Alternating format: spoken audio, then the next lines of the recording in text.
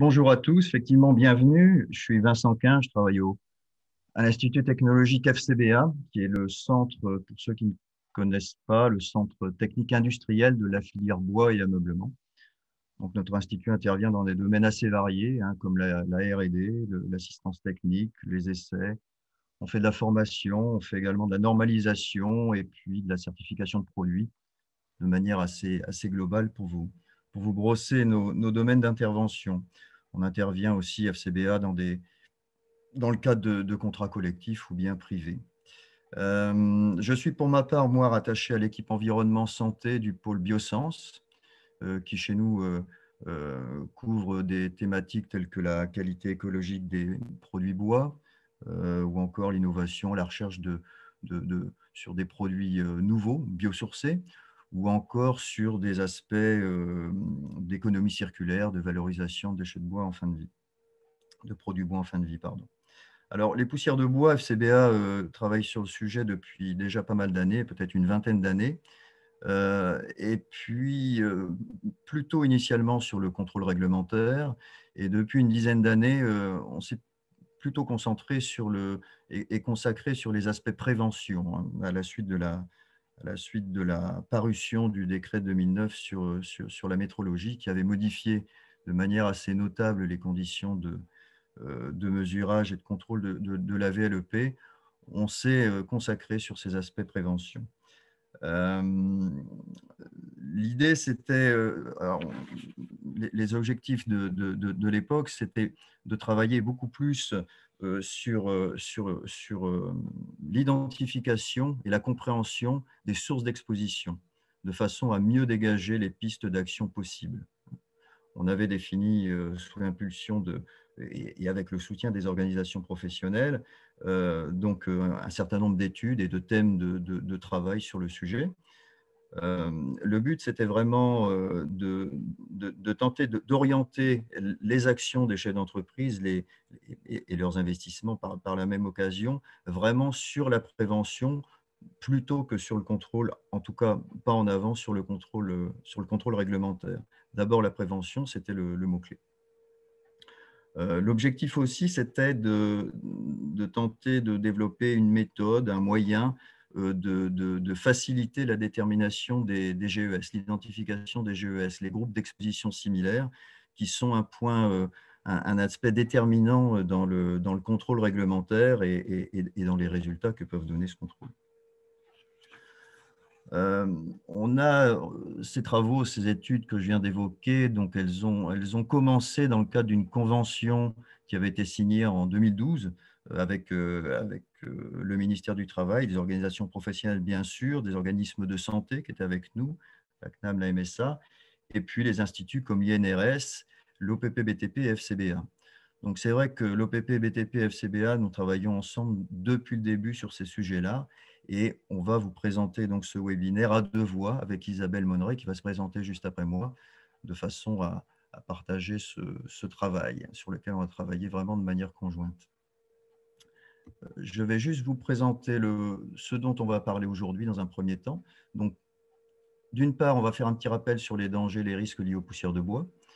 Vous exposer pourquoi un guide, qu'est-ce qui nous amène à rédiger ce guide, les principes de la méthode d'auto-évaluation qu'on a élaborée. On va détailler cette méthode en 9 étapes qu'on va prendre une à une, voir de quelle manière on peut exploiter ces résultats, donc et les pistes d'action possibles. Et puis, on vous donnera quelques clés pour utiliser vous-même la méthode, si vous le souhaitez bien sûr, donc comment télécharger les fichiers et comment les utiliser. Voilà. Et puis, comme le disait Stéphane, un point question-réponse à la fin. Isabelle. Oui, Vincent, merci de me donner la parole. Donc, je vais prendre la suite pour démarrer la présentation et ce webinaire. Tout d'abord, je vais me présenter. Donc, effectivement, Isabelle Monneret, je travaille donc au sein de l'OPPBTP, l'organisme professionnel de prévention du bâtiment et des travaux publics, qui a pour mission donc, de conseiller, former et informer les entreprises de ce secteur à la prévention donc, des accidents du travail et des maladies professionnelles, mais également à l'amélioration des conditions de travail. Et donc, cette thématique poussière de bois a toute sa place dans nos travaux et on travaille effectivement en partenariat depuis plusieurs années sur le sujet avec le FCBA. Moi-même, je travaille donc, au sein de l'OPPBTP à la direction technique dans le domaine risque chimique et donc cette thématique fait partie donc, de mon périmètre d'action depuis déjà plusieurs années. Donc, je vais démarrer le webinaire pour vous présenter déjà un petit peu l'aspect danger lié aux poussières de bois, le contexte réglementaire et puis un petit peu les prémices qui nous ont amenés à développer la méthodologie qui vous sera présentée tout au long de ce webinaire.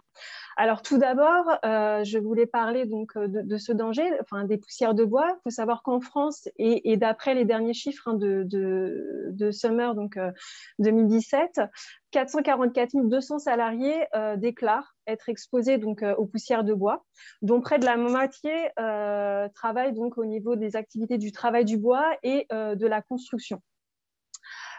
Et donc, avec plus de 54 cancers de fosse nasale et de sinus chaque année, les poussières de bois sont donc la deuxième cause de cancer reconnue après l'amiante, même si la tendance est à la baisse. Alors, ce cancer se déclare généralement après plus de 30 ans, enfin, voire 40 ans d'années d'exposition. Les symptômes sont banals au début, obstruction du narine, toujours la même, ou encore le nez qui coule ou qui saigne d'un seul côté, et qui peuvent amener donc sur effectivement une cause voilà, de cancer, donc une cause grave en termes de santé. Alors il faut savoir que l'usinage de tout type de bois, que ce soit du bois massif ou du bois reconstitué, peut être à l'origine de pathologies professionnelles, ORL, respiratoires, cutanées. Donc à court terme, ça peut être des irritations de la peau, voire des voies aussi aériennes supérieures qui vont toucher l'opérateur exposé via des eczémas, une obstruction nasale, des rhinites. Et puis ensuite, les maladies peuvent évoluer vers des syndromes respiratoires. Alors, le travail du bois, bien sûr, expose, donc on va en parler tout au long de ce webinaire, au risque donc poussière de bois, mais il y a d'autres facteurs de risque à prendre en compte dans l'évaluation des risques, qui vont être l'utilisation de produits chimiques, notamment des cols. Sur la connexion. Vous m'entendez plus? Stéphane? Si, on t'entend, c'est bon. D'accord. Donc, les produits chimiques tels que les cols, les produits de traitement du bois, les peintures et vernis, mais aussi d'autres risques liés à un incendie, explosion, qui peuvent être liés donc, aux poussières de bois. Alors, je voulais, à travers cette slide, vous faire un bref rappel du contexte réglementaire qui nous amène aussi à réaliser tous ces travaux et à la construction de ce guide. Donc, les travaux exposant aux poussières de bois inhalables figurent sur la liste des procédés cancérogènes, l'arrêté du 26 octobre 2020.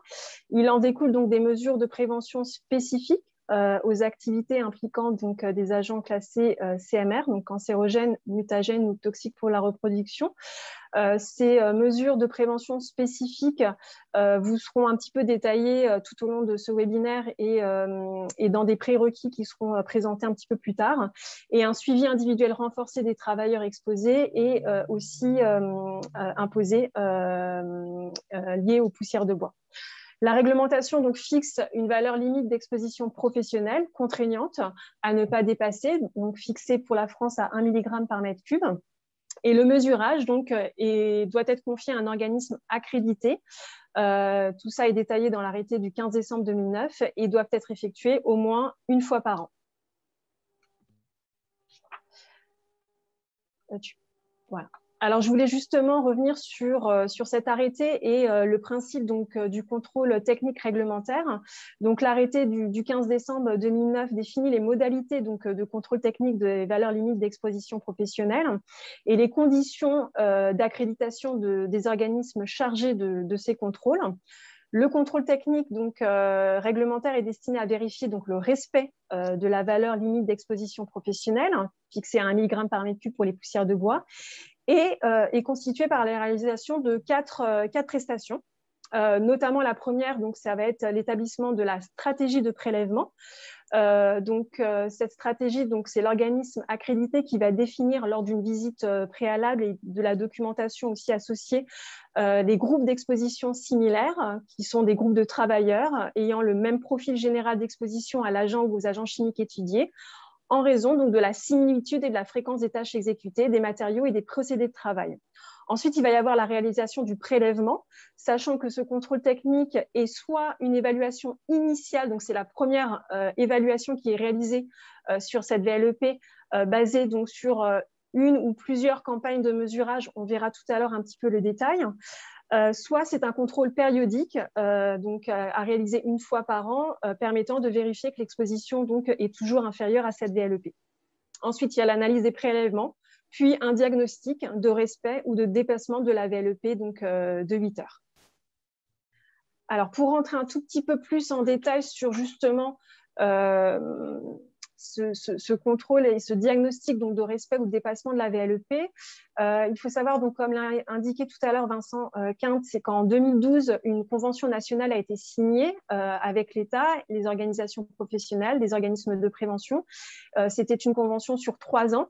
Et suite, il y a plusieurs groupes de travail qui ont été menés à travers cette convention. Et les livrables de cette convention sont notamment des ouvrages et l'édition de ce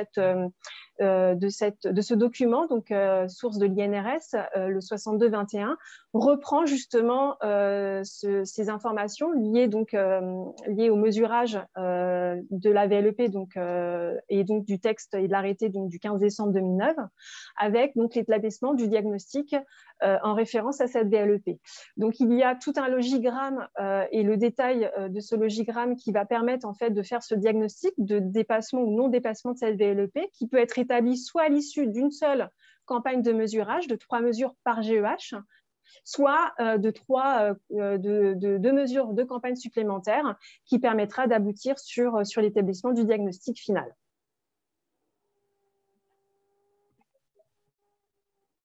Alors, pourquoi on a réalisé et conçu et qu'on vous propose ce guide aujourd'hui? Ça fait suite à plusieurs constats.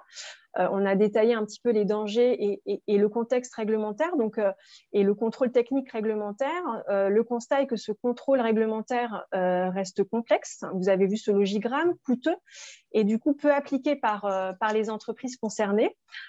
Et l'absence du coup de ce contrôle ne nous permet pas d'avoir un retour, en tout cas pour les entreprises, un retour efficace sur les mesures de prévention qui sont mises en place pour réduire l'exposition des salariés à cette exposition aux poussières de bois. D'autre part, les résultats du contrôle réglementaire, qui permet de déterminer un diagnostic de dépassement ou non de la VLEP, ne renseigne pas sur finalement l'origine des émissions et comment finalement cibler les actions de prévention sur cette origine d'émissions, avec un bon nombre d'opérateurs étant multitâches, donc avec cette difficulté de bien cibler cette émission et cette source d'émission. Donc il n'y a pas ou peu d'actions correctives ou plans d'action à l'issue de ce contrôle pour ces raisons-là. D'autre part, l'évaluation du risque des poussières de bois est encore trop rare dans le document unique d'évaluation des risques professionnels. Et du coup, ces constats ont amené aussi les organisations professionnelles à donner des moyens pratiques aux entreprises pour mieux appréhender ce risque et réorienter pour partie les dépenses de ce contrôle technique réglementaire dans de l'action de prévention sur ce risque. Alors, la vocation de ce guide doit permettre aux chefs d'entreprise tout d'abord d'évaluer le risque en toute autonomie, d'identifier les zones de risque majeur d'exposition aux poussières de bois, de définir et de hiérarchiser les actions possibles à mettre en œuvre et de constituer et de contribuer à la définition des groupes d'exposition similaires et d'en optimiser notamment le nombre, puisqu'on a vu tout à l'heure que c'était la clé de la stratégie de prélèvement et qui, du coup, ce prélèvement pouvait être notamment coûteux. En résumé, je pense que vous l'avez compris, l'intérêt de ce guide, c'est vraiment de disposer d'éléments nouveaux pour mieux cerner les enjeux propres à son entreprise et y remédier efficacement, et toujours dans un seul but, de préserver la santé des salariés. Alors, avant de rentrer plus en détail dans la méthode, je souhaitais vous présenter un petit peu les bases et ce qui a initié aussi la construction de ce guide et la méthodologie qui va vous être présentée tout au long de ce webinaire. Et notamment, une des clés d'entrée et une des données d'entrée, c'est cette grille décisionnelle, matrice qu'on appelle matrice, développée par l'INRS en partenariat donc, avec les organisations professionnelles, le FCBA et nous-mêmes au PPBTP. Donc, c'est aussi un document et un livrable issu de la Convention nationale, donc, qui a été publié en décembre 2015. Et donc, cette matrice, en fait, présente donc 3 facteurs. Un facteur procédé avec donc 5 catégories d'émissivité, de 1 à 5, donc du plus émissif au moins émissif, un facteur de protection collective qui va venir pondérer l'émissivité des procédés et une durée d'exposition. Et la multiplication de ces facteurs, selon la situation donc évaluée, va permettre d'avoir une cotation finale de l'exposition de l'opérateur et par un rapprochement de ces cotations va permettre de constituer des groupes d'exposition similaires. Et c'est cette méthodologie et cette matrice sur laquelle on s'est largement inspiré pour vous préposer à la méthode d'autodiagnostic aujourd'hui. Alors, pour pouvoir en fait utiliser cette matrice, nous l'avons enrichi à travers donc entre 2017 et 2020 en partenariat avec le FCBA. Une étude nommée Propobois a permis en fait d'enrichir de nouveaux procédés, 14 procédés supplémentaires courants, la matrice initiale décisionnelle proposée par l'INRS. En effet, cette matrice décisionnelle proposait dans les différentes catégories d'émissivité un certain nombre de procédés, mais il en manquait. On ne couvrait pas, on va dire, tous les procédés courants que l'on peut retrouver dans les ateliers bois. Et donc, il nous a paru nécessaire donc, de pouvoir l'enrichir et de pouvoir aussi valider le positionnement de ces procédés au niveau des 5 catégories d'émissivité. Donc, c'est ce qui a fait l'objet de l'étude Propobois, l'enrichissement de cette grille décisionnelle, ce qui permet d'avoir donc une grille à droite enrichie de 14 procédés supplémentaires qui permet donc d'avoir une liste de procédés plus riche et qui nous permet d'avoir une bonne base pour la méthodologie et l'autodiagnostic. Autre critère aussi et que l'on a introduit, qu'on a introduit dans le guide méthodologique, on a aussi ajouté la possibilité de renseigner l'existence de protection collective pour les machines électroportatives. La grille décisionnelle initiale proposait donc bien sûr des catégories de protection collective de 1 à 4, mais plutôt pour des machines fixes. Et donc, nous avons enrichi le guide, et vous le verrez au travers donc, de l'outil, 2 catégories de protection collective pour les machines portatives, classées aussi suivant les 4 catégories. Je vais maintenant laisser la parole à Vincent qui va prendre la main pour vous présenter le principe de la méthode. Merci. Donc, deux notions importantes hein, pour constituer cette méthode sur laquelle on est parti. D'une part, l'émissivité du procédé et d'autre part, l'exposition de l'opérateur. Donc, vous voyez sur la gauche l'émissivité du procédé qu'on a symbolisé avec donc, la machine qui émet des poussières, associée à cette protection collective. Donc, c'est de cette façon qu'on a pu caractériser, nous, les procédés dans nos études, notamment Propobois, et pour les intégrer et les conforter dans leur positionnement sur la matrice qu'Isabelle vient de vous présenter. Donc, une notion d'émissivité de procédé, et l'autre notion qui est vraiment l'exposition de l'opérateur, bien sûr, c'est la finalité, où l'on a symbolisé là donc un opérateur qui finalement, et c'est le cas le plus souvent, va partager son temps entre différents procédés sur lesquels il va intervenir. Donc un temps qui va être différent en fonction des procédés, et sur des procédés qui eux-mêmes donc seront différents en fonction d'un point de vue de leur émissivité. Donc voici un schéma global du principe de la méthode qu'on va essayer de vous décrire. D'une part, une partie information liée à la machine, et d'autre part, une information liée à l'opérateur. En premier niveau, concernant la machine, on va avoir d'une part, en données d'entrée, la nature du procédé, le type de machine sur lequel on va travailler. Et puis, le niveau de protection collective, c'est-à-dire est-ce qu'on a une protection collective, quels sont ces critères? On verra tout à l'heure différents critères possibles. La nature du procédé on va dire, va donner naissance à une valeur d'émissivité qui sera spécifique au procédé. Et puis, les différents critères de la protection collective vont donner lieu à un coefficient de protection. L'ensemble de ces deux valeurs va nous donner une note d'émissivité pour chacun des procédés et qui sera associée à une classe d'émissivité. Donc, pour chacun des procédés d'un atelier, on aura cette information renseignée. L'intérêt des classes d'émissivité par procédé, c'est de pouvoir ensuite les reporter sur un plan d'atelier, tout simplement, de manière à visualiser d'un seul coup d'œil quelles sont les zones plus ou moins émissives dans l'atelier. Donc ça c'est un intérêt dont on discutera tout à l'heure.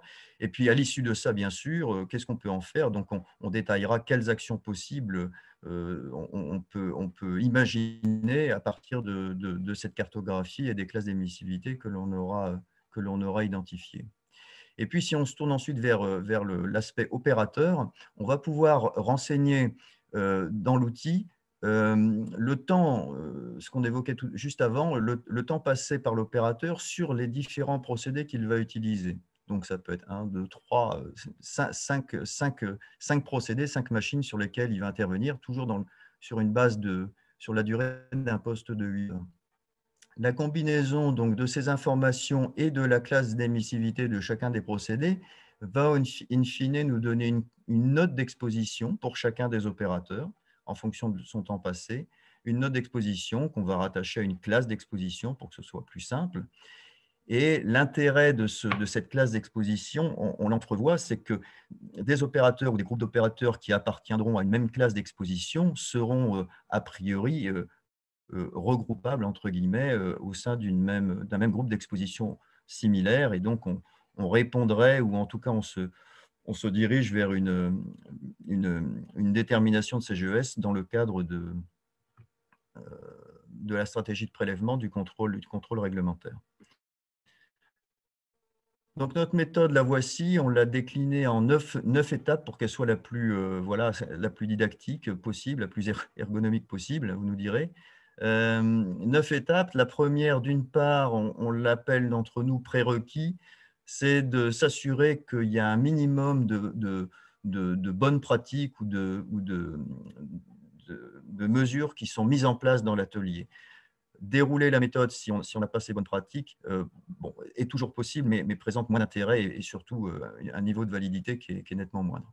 Deuxième étape, identifier les procédés. Ce sera donc de la saisie pour l'utilisateur.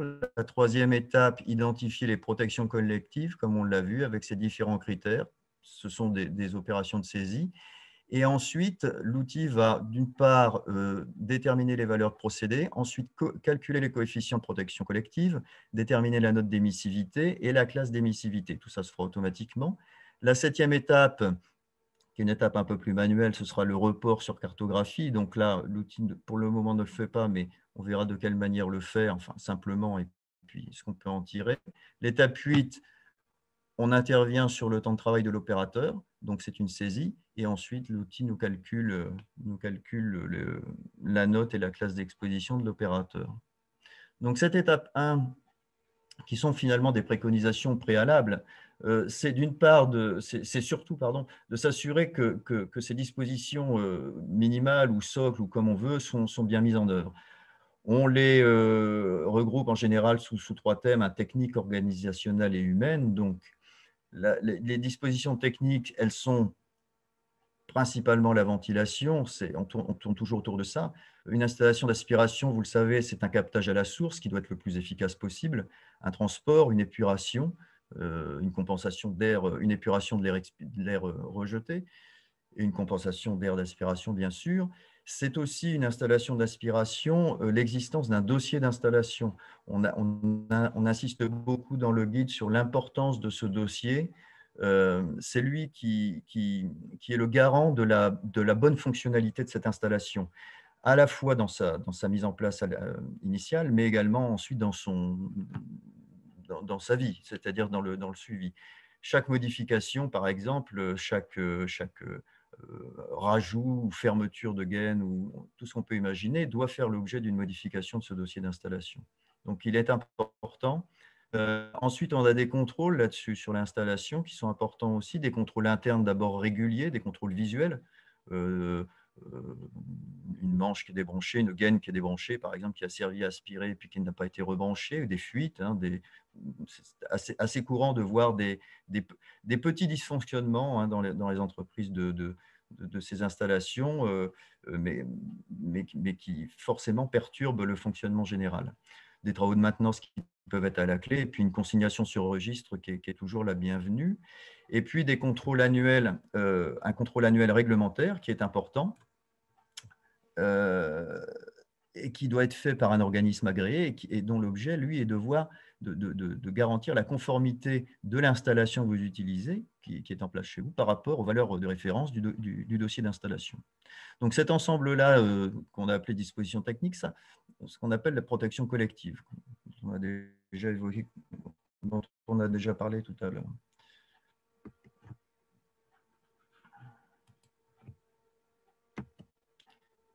Ensuite, nous avons des dispositions organisationnelles. On a réuni là-dessus le nettoyage et l'organisation des postes de travail. Donc, le nettoyage, effectivement, pour éviter de remettre en suspension de la poussière. La poussière, une fois qu'elle est posée au sol ou sur des structures, on peut supposer qu'elle n'est plus inhalable, mais le fait, la moindre action qui va intervenir à proximité d'un dépôt de poussière, que ce soit un courant d'air, le passage d'un chariot, va remettre en suspension et à chaque remise en suspension, va recréer de l'exposition supplémentaire, ce qui est complètement contraire à ce qu'on veut faire.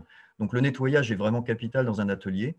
Il est au niveau du poste de travail et assez régulier finalement, puisque c'est à minima en fin de poste de travail. Il est aussi à l'échelle de l'atelier, simplement, et puis à l'échelle aussi des structures de bâtiment. Donc il y a des fréquences à adapter en fonction de l'empoussièrement réel, mais qui doivent être, on va dire, définies et mises en œuvre, respectées, bien sûr. On a aussi le recours à des dispositions d'aspiration qui sont évidemment recommandées lorsqu'on fait du nettoyage, plutôt que la soufflette ou le balai qui, comme vous le savez, sont, pour les raisons qu'on évoquait juste avant dans le vol, complètement contre-indiquées. Ensuite, on a l'organisation du poste de travail qui est également important.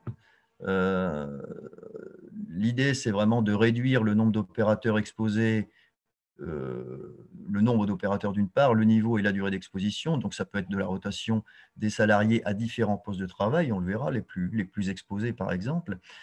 L'isolement de postes qui soient émissifs, qui sont très émissifs par rapport à des zones qui ne le sont pas du tout. On évite de contaminer des postes de travail exempts d'émissions, si vous voulez, par rapport à des zones qui le sont. C'est un petit peu dommage. Et puis, donc,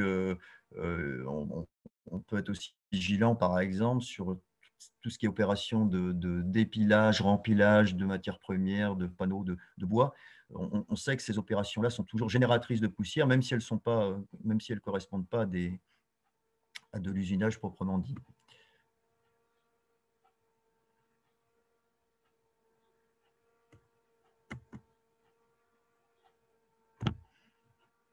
J'ai un peu de difficulté pour passer à la diapo suivante.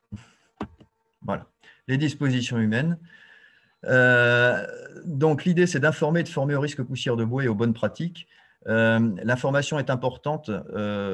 Effectivement, il y a tout intérêt à ce que les salariés soient, soient convaincus que vous prenez la mesure du risque poussière de bois et que les mesures que vous mettez en œuvre, que vous leur imposez, voilà, ont toutes les raisons d'être. C'est certainement un des points aussi clés sur l'attractivité de la profession, enfin du travail du bois.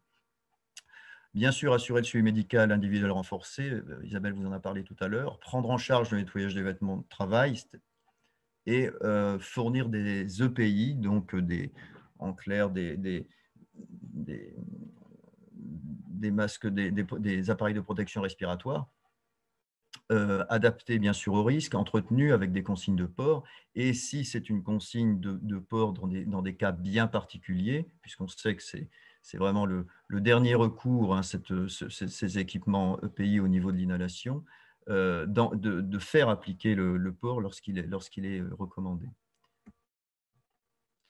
Alors, on a repris, comme le disait Isabelle tout à l'heure, un document, un extrait de document publié par l'INRS, mais sur lesquels nos organismes étaient contributeurs, qui était une sorte de checklist, un quiz sur ces différentes bonnes pratiques qu'on vous propose ici, enfin qu'on vous propose plutôt en fin de guide, en annexe du guide, qui vous permet de vous positionner un petit peu sur ces différentes bonnes pratiques. Donc, on vous a zoomé là, par exemple, les questions 5 et 6, pour exemple, pour voir comment ça se présente.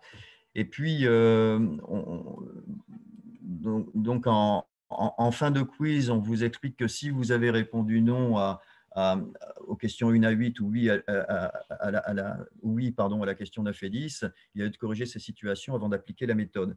Alors, un relecteur de notre guide nous faisait part de la réflexion suivante, c'est que c'était peut-être un peu contre-incitatif à l'utilisation de notre méthode parce que, pour être clair, on a quand même, tout le monde n'est pas parfait et il est tout à fait possible que vous ayez une ou deux cases ou plus, je ne sais pas, qui soient voilà, défavorables.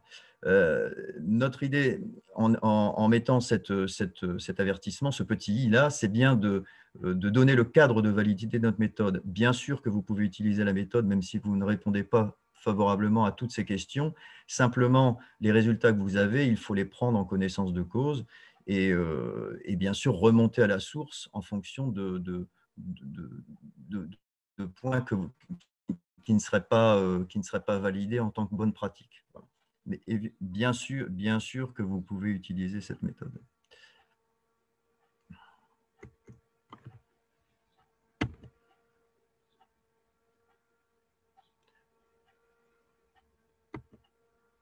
J'essaie de passer la diapo suivante. Je ne sais pas.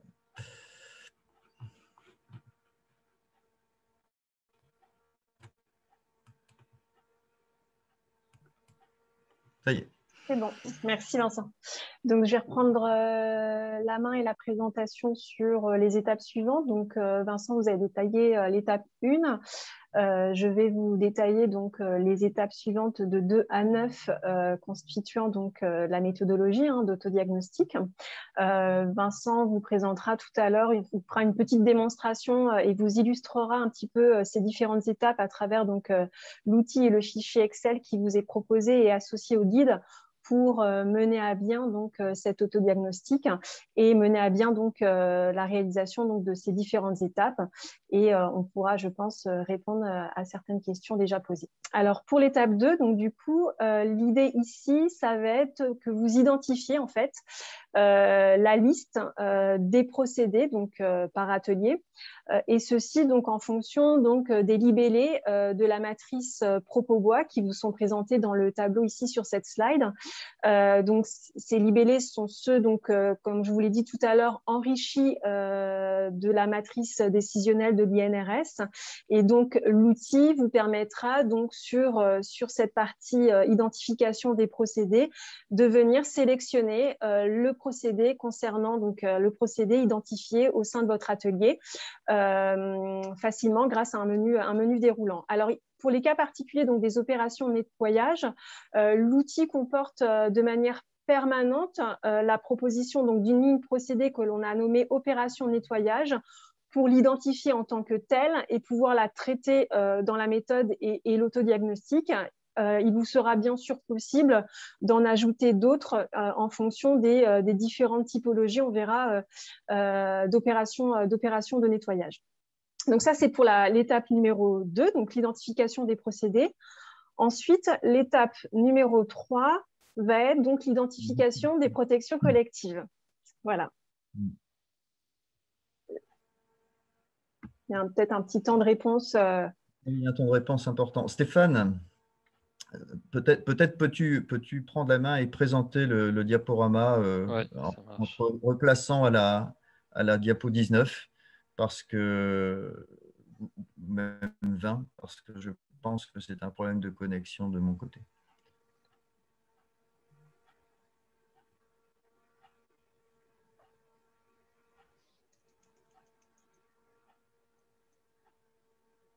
Hop, c'est bon. Et donc, la diapo suivante. Donc voilà, l'étape 3. Donc on a listé donc, dans l'étape précédente les procédés donc, donc, utilisés au sein de votre atelier. Donc cette étape va constituer et va permettre en fait de lister pour chacun des procédés, d'identifier le type de protection collective associée donc, à ce procédé parmi ceux donc, proposés dans la méthodologie. Donc, comme on l'a spécifié tout à l'heure, nous avons donc listé donc, des protections collectives type pour des machines fixes et on y a ajouté des protections pour les machines portatives. Et ainsi qu'il va falloir associer, donc, en plus d'identifier donc, le type de protection collective pour chacun des procédés, on va y associer son état de fonctionnement de cette protection collective, son état de fonctionnement supposé, qui est classé en 2 niveaux.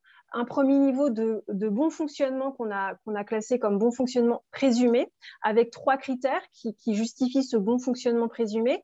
Un dispositif de captation et d'aspiration contrôlé tous les ans, des modifications de l'installation réalisées ou à minima contrôlées par une entreprise donc, spécialisée, c'est ce qu'a précisé tout à l'heure dans les prérequis Vincent, et un contrôle visuel régulier du bon état de l'installation avec donc, les procédures et consignes associées, ce qui permettra voilà, de définir un bon état de fonctionnement présumé donc, de cette protection collective.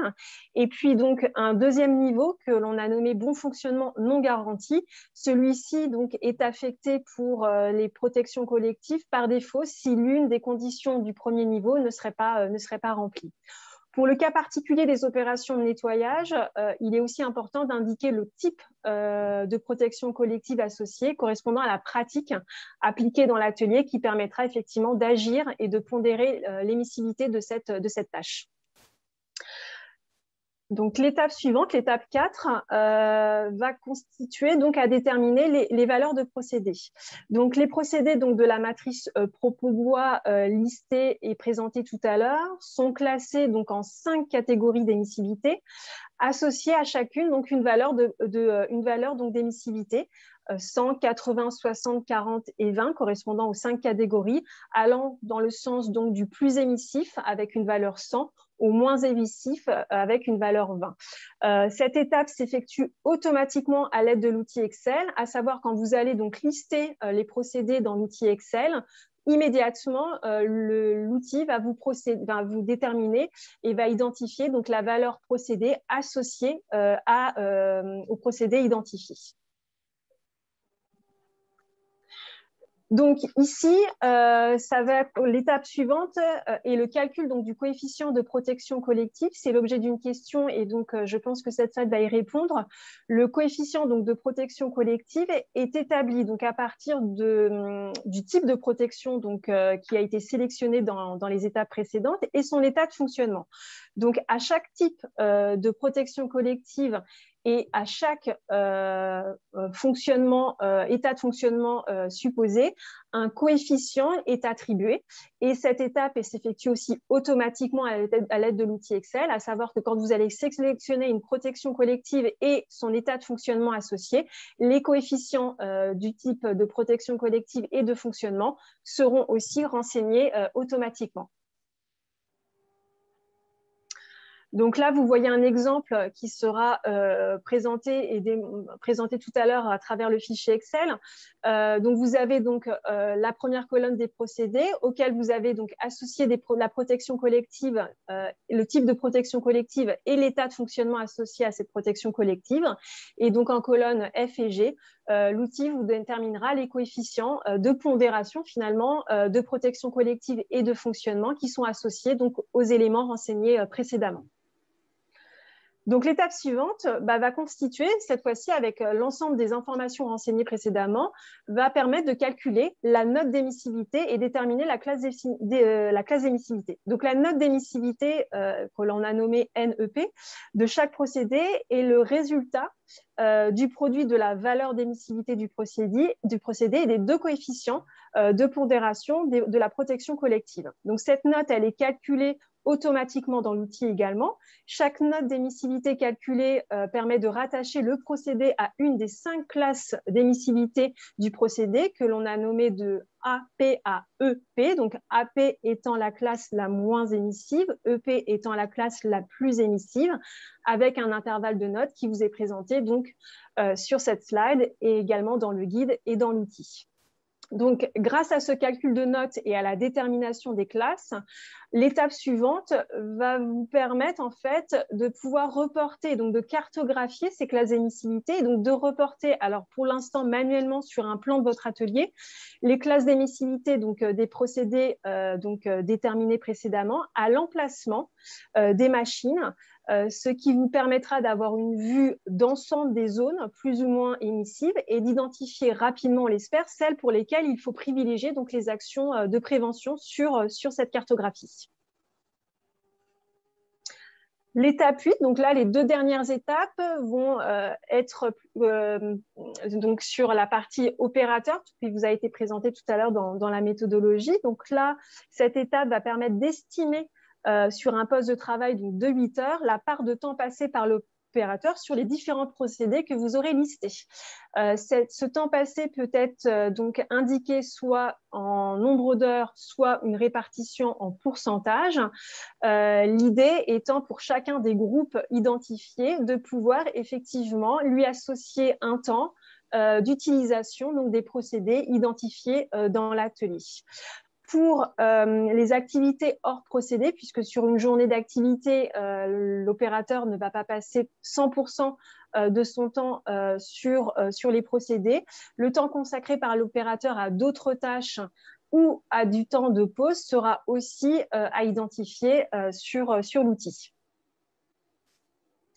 Donc, ce renseignement va permettre donc de déterminer la note d'exposition de l'opérateur, NEO, qui est calculée donc à partir de la note d'émissivité précédente et qui va être du coup pondérée par rapport à l'utilisation et au temps d'utilisation de chacun des procédés. Cette note, chaque note d'exposition donc de l'opérateur calculée permet de rattacher l'opérateur ou le groupe d'opérateurs à une classe d'exposition. Donc, il y a aussi 5 classes d'exposition qui va de AO à EO, d'une classe d'exposition la moins exposante à la plus exposante. Et tous ces éléments sont calculés automatiquement aussi à l'aide de l'outil Excel. Et donc, du coup, grâce à ce calcul et ce classement donc, en classe d'exposition de l'opérateur, vous avez ici une capture d'écran du fichier de l'outil Excel qui vous est proposé. Vous allez pouvoir donc, du coup, optimiser aussi et avoir un regard critique sur les groupes d'exposition similaires qui sont proposés dans la stratégie de prélèvement et pouvoir faire des regroupements en termes de classes d'exposition. Et bien sûr, pouvoir aussi mettre en place des mesures de prévention ciblées liées aux résultats de ces classes d'exposition. Et donc, du coup, je vais laisser la parole à Vincent qui va vous préciser un petit peu comment utiliser ces résultats de cette méthodologie. Oui, donc que faire? Merci. Que faire de ces résultats? Donc, d'une part, 2 actions. On va essayer d'agir au niveau des classes d'émissivité des procédés, l'idée étant de les réduire ou d'avoir moins de procédés qui soient très émissifs. Et puis ensuite, sur l'aspect opérateur. Donc, sur les procédés, l'émissivité des procédés, d'une part, l'intérêt d'exploiter la cartographie. Donc, cette cartographie, ce plan d'atelier sur lequel on va positionner les classes au niveau de l'emplacement des machines, ça va nous permettre d'avoir bien identifié les zones les plus ou moins émissives de l'atelier, de voir comment tout ça s'organise. Est-ce qu'on a des zones plus émissives qui sont dispersées ou qui sont plutôt regroupées? Est-ce que c'est judicieux, pas judicieux? On va pouvoir repérer des zones peut-être qui vont se croiser, c'est-à-dire des zones d'émission avec une circulation fréquente dans l'atelier. On sait par exemple qu'un poste qui est particulièrement émissif, on va voir souvent un dépôt de poussière autour de la machine. Si on a régulièrement un passage de chariot ou des ouvertures de portes qui vont créer des courants d'air très réguliers, on sait qu'à chaque fois, on va recréer de la mise en suspension de poussière et qu'on va aller à l'encontre de ce qu'on veut faire. Donc ça, c'est un intérêt quand même très visuel, hein, mais une vue globale de l'intérêt de cette cartographie. On peut agir, bien sûr… Hop, je n'ai pas fini. Merci. On va agir sur les procédés les plus émissifs. Alors, bien sûr, on ne peut pas remplacer des procédés aussi simplement que ça. Un procédé a été choisi parce qu'on en a besoin et parce qu'il est adapté à ce qu'on veut en faire. Donc, remplacer un procédé émissif par un procédé moins émissif, peut-être que ça peut être réfléchi en tous les cas dans le cas d'une création d'atelier ou d'un réaménagement. On peut réfléchir, on peut intégrer dans la réflexion globale, évidemment, de construction, d'aménagement d'un atelier, on peut intégrer en tout cas ce point-là et voir de quelle manière on peut ou organiser ou peut-être remplacer un procédé qui soit très émissif par rapport à un autre. On pense aussi aux machines anciennes qui sont particulièrement anciennes. Donc, nous, nos caractérisations de procédés, en tout cas sur celles qu'on a fait, on a fait attention d'avoir toujours du matériel qui soit relativement, quand je dis récent, enfin moins de 10 ans ou 10 ans d'âge. On peut avoir des machines anciennes où le captage à la source, donc vraiment sur la machine, est certainement peu performant par rapport à ce qui se fait aujourd'hui, où il y a eu beaucoup de progrès sur le sujet. Donc, il y a tout intérêt sur les procédés qui ont été identifiés comme émissifs, peut-être de revoir le mode de captage et de l'améliorer. Ça ne changera pas, c'est ce qu'on écrit dans le guide, ça ne changera pas son classement dans notre méthode, mais peu importe. Je veux dire, l'intérêt, c'est en tout cas de l'avoir identifié comme étant procédé très émissif et de s'assurer que le captage est efficace. Améliorer aussi les conditions de nettoyage, effectivement, quand on est face à des postes très émissifs. S'il te plaît, Stéphane, merci. On peut aussi, donc, dans cette classe d'émissivité, vous l'avez vu, la part de protection collective intervient, et donc on peut tout à fait, en fonction des éléments qui ont été rentrés, améliorer, intervenir sur la protection collective, avoir une aspiration qui soit en rejet extérieur plutôt qu'intérieur, ou une haute dépression sur du matériel portatif. Bref, on peut travailler sur ce type d'installation, et puis sur son fonctionnement, évidemment, c'est-à-dire sur son contrôle, sur sa maintenance, sur son bon état fonctionnel. On peut travailler aussi, donc on reprend cet aspect de plan de circulation parce qu'il est important, parce qu'on l'a nous constaté en entreprise, hein, l'importance des transferts, des passages de piétons ou de chariots. Voilà. Il est important de limiter la fréquentation du personnel aux abords des procédés, donc adapter le plan de circulation pour avoir un moindre risque d'exposition.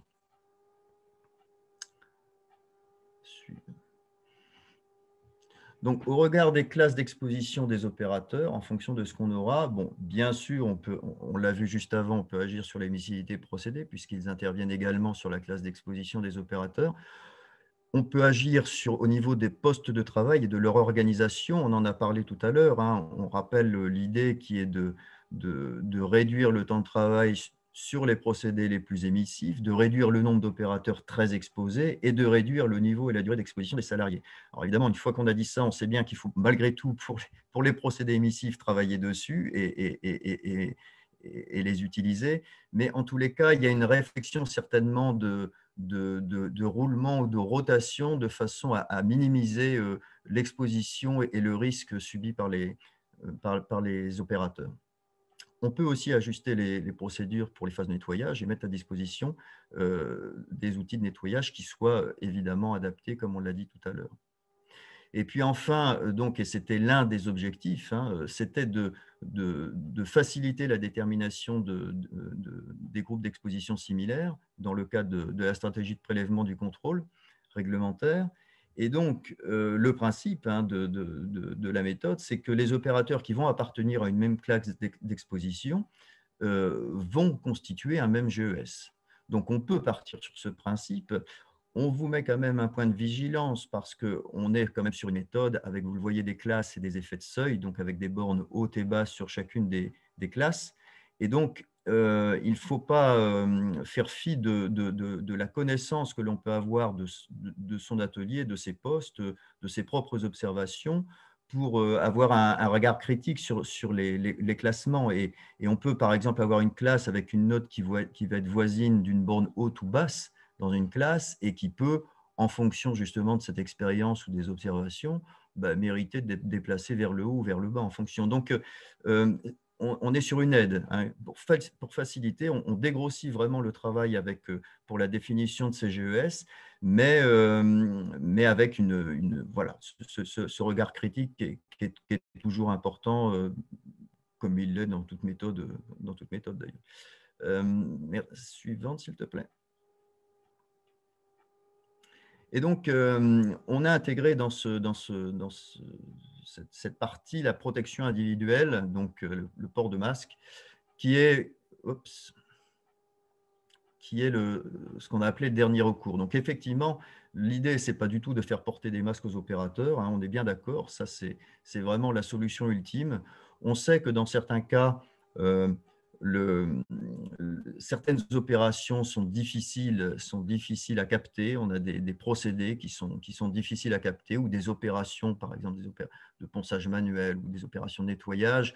Donc, autant la protection collective est vraiment le premier maillon indispensable à mettre en place, autant l'on sait en pratique que parfois, et pour réduire l'exposition des salariés, soit parce que l'opération vraiment ne présente pas d'autres possibilités, soit parce que c'est une situation temporaire, occasionnelle, et que pour éviter l'exposition trop forte, on peut avoir recours donc à cette protection individuelle.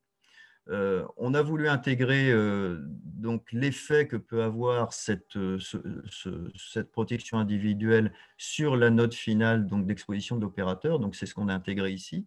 Donc, on l'a décrit en 4 étapes de mémoire. Donc, première étape, ça va être d'une part de s'assurer d'un certain nombre de conditions préalables, c'est-à-dire d'une part que l'équipement en question soit bien adapté au risque poussière de bois, donc en l'occurrence une filtration minimum P2 voire P3, mais au moins P2, que cette EPI soit portée pendant toute la durée de l'intervention du procédé. Donc là, c'est la façon dont fonctionne notre méthode. On n'a pas pu décliner ça sur des différentes phases du procédé. Donc, pour un procédé, s'il y a un EPI qui est porté, ça sous-entend qu'il est porté sur la totalité de la durée d'utilisation de ce procédé. Un opérateur qui doit être formé à l'emploi de l'EPI, donc il faut lui apprendre, c'est toujours de la formation. Une procédure existante, bien sûr, écrite, communiquée au personnel concerné et avec une application effective. Donc, on sait que souvent, le port lorsqu'il est recommandé, n'est pas forcément appliqué par les opérateurs. La deuxième étape, ça va être de renseigner simplement dans notre modèle la protection collective. Donc, vous le voyez à droite, on a un tableau avec nos procédés et on propose donc en colonne J de renseigner le type de protection individuelle qui peut être porté. Donc, vous voyez des exemples ici à droite. Les opérations de nettoyage le sont également. On peut indiquer donc, lors des opérations de nettoyage le type de protection individuelle portée. Et puis, pour ces opérations de nettoyage, on a la possibilité de créer plusieurs lignes. C'est un petit point parce que forcément, en fonction des procédés et en fonction des opérateurs, le port ou pas ne sera pas le cas. Donc, on voulait que vous puissiez décliner ces différentes possibilités. Suivante, s'il te plaît. L'étape C, c'est donc un calcul qui va se faire automatiquement avec un coefficient qui va être appliqué à cette protection individuelle et qui va pouvoir pondérer donc en fonction la note d'exposition de l'opérateur. Et la suivante, Stéphane, s'il te plaît. Et donc, voilà donc un exemple d'un résultat final où on a intégré, donc on l'a zoomé sur la droite, pardon, on a intégré donc un certain nombre pour chacun des procédés, sur l'exemple, ce port d'appareil de protection respiratoire et puis le coefficient qui est associé et donc la note qui est associée. Bon, la suivante, s'il te plaît. Donc voilà, on vous a déroulé l'ensemble des étapes de notre méthode. Pour l'utiliser, vous pouvez télécharger donc. Alors cette méthode, elle se compose d'une part d'un fichier PDF qui est le guide, qui est un ouvrage, un manuel si vous voulez, hein, dans lequel vous allez retrouver tout ce qu'on vous a exposé ici. Et puis bien sûr l'outil dont on vous montre des extraits depuis tout à l'heure. Donc vous aurez à la fois un fichier PDF à télécharger, possible à télécharger, et un outil Excel qui sont vraiment, donc, vous l'avez compris, complètement associés. On a ces outils-là qui sont téléchargeables, je vois l'heure qui a bien avancé, qui sont téléchargeables sur nos sites respectifs. Hein. Le premier, c'est celui de l'OPP BTP. Donc, je pense qu'on n'a pas le temps de cliquer dessus parce que ça n'apportera pas grand-chose, mais en tous les cas, on voit, vous pourrez télécharger sur ce site. Le nôtre FCBA est en cours et le lien, bien sûr, vers le Codifab qui regroupe nos organisations professionnelles, le mettent également en ligne et il est possible de les télécharger. On vous met deux possibilités de nous contacter, soit par mail, soit par téléphone. Bon, le mail étant plutôt à privilégier parce qu'il permet de différer un petit peu la réponse, enfin en tout cas de réfléchir au sujet. N'hésitez pas à nous contacter sur ces points de contact parce que que ce soit pour un problème technique, simplement pour un problème de chargement, on pourra vous répondre. Très bien, donc vous voyez l'outil, on arrive, une fois qu'on ouvre l'outil Excel, on arrive sur un premier onglet qui est la notice d'utilisation. Je ne rentre pas dans ce détail-là, vous avez toutes les infos qui vous donnent comment dire, le contenu des cellules, enfin des colonnes et un peu ce qu'on a raconté tout à l'heure. Un deuxième onglet qui est l'onglet principal de cet outil. Donc très rapidement, vous retrouvez ici les colonnes qu'on vous a présentées tout à l'heure. La façon de renseigner les procédés qui se font par des menus déroulants.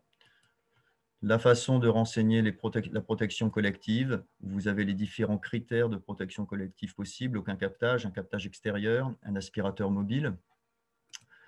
Un état de fonctionnement, on vous l'a dit, soit présumé, soit non garanti, donc en fonction de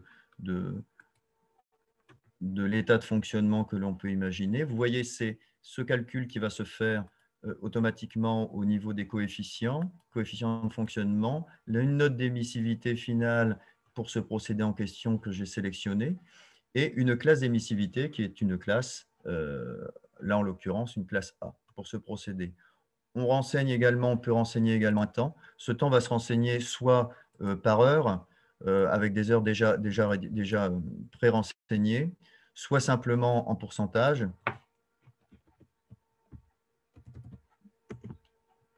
On met ici 100%, ou on peut mettre un deuxième procédé, et puis mettre par exemple 50 et 50.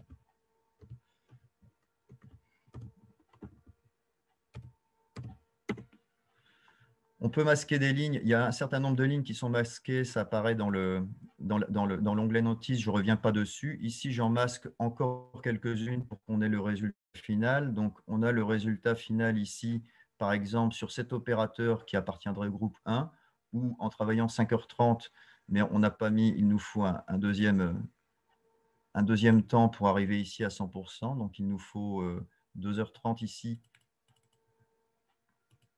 pour être ici à 100%, et on voit que cet opérateur, en travaillant sur ces procédés, bon, effectivement, il faut tout renseigner, on n'a plus beaucoup de temps.